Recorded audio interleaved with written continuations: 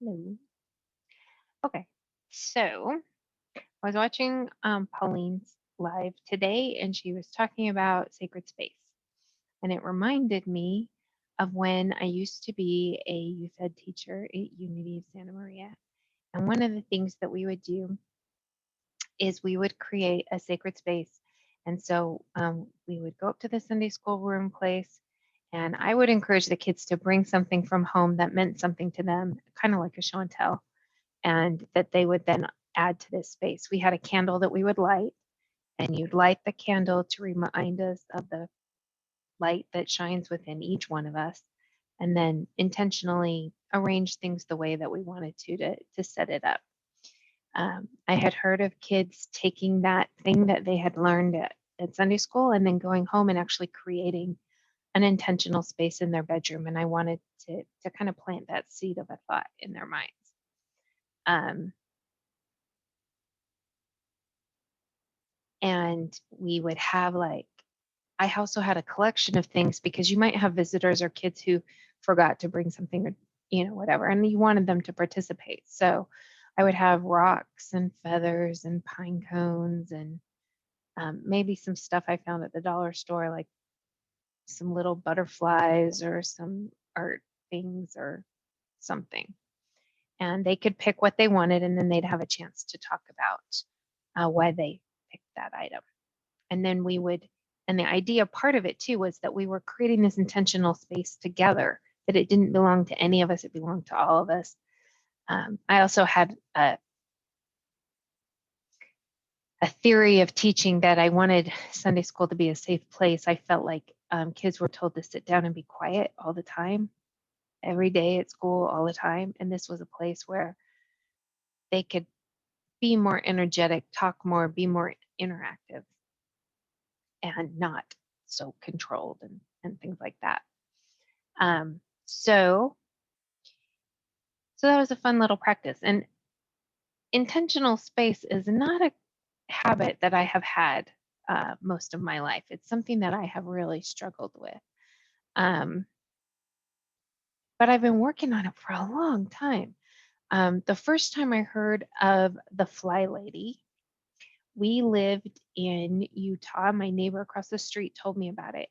And we noticed we'd been neighbors for years and years. I adored her. I thought she was beautiful and talented and just she could sing like so much. And she was so beautiful. And yet we were both isolated. We never hung out. I never went to her house. She never went to my house. And she finally one day just gave herself permission to have people in her messy house. And she was like, I'm done. I'm not going to be alone. I'm not going to self isolate because I'm embarrassed.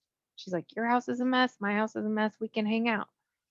And we did. And she told me that the Fly Lady was helping her. And so I looked into it, and the Fly Lady has all kinds of really great ideas and a control journal and things to track and lists and stuff. That's all really useful if you do it.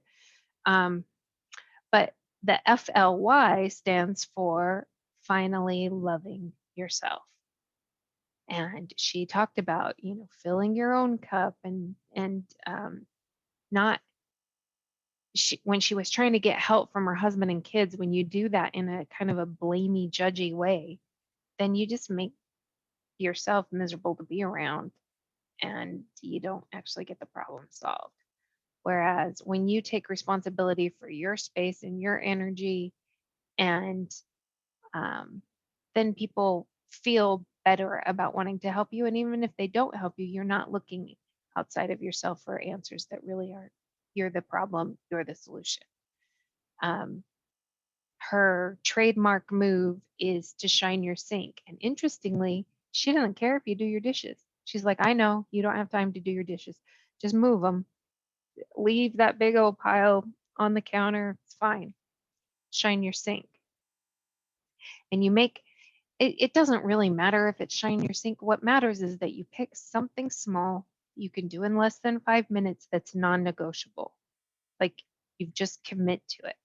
Dieting is like that, health is like that, so is organization. So you get that feeling of accomplishment from having done it, from you shined your sink. So boom. And Having a shiny sink makes that pile of dishes, instead of fading into the background of the clutter, it suddenly stands out a little more and you feel a little bit more motivated. And again, she doesn't want you beating yourself up in your head with that, "Ah, I wish I had done that last week. Stupid." Ugh." Um, and I've been working on it for long. You know, we're talking 2000, 2001, 20 years ago. Um, and I'm not there yet, but it's better. And just this last February, I invested in having someone come in and help me, because I've just been so behind for so long with the health challenges that I've had. Those aren't good excuses. I've lived in clutter my whole life. It's not just my health challenges, but it didn't help. And treating myself that this is something that I deserve, treating myself with respect, and then calming down that voice in my head so that it's just a kinder, gentler place to live. It makes making all of those other changes easier. So anyway, that is my talk for today.